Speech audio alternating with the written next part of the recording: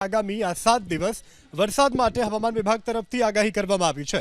આજથી 2 સપ્ટેમ્બરે રાજ્યમાં વરસાદની હવામાન વિભાગ તરફથી આગાહી વ્યક્ત કરાઈ છે। હવામાન વિભાગની આગાહી મુજબ મધ્ય ગુજરાત અને દક્ષિણ ગુજરાતમાં ગાજવીજ સાથે ભારે વરસાદની આગાહી છે।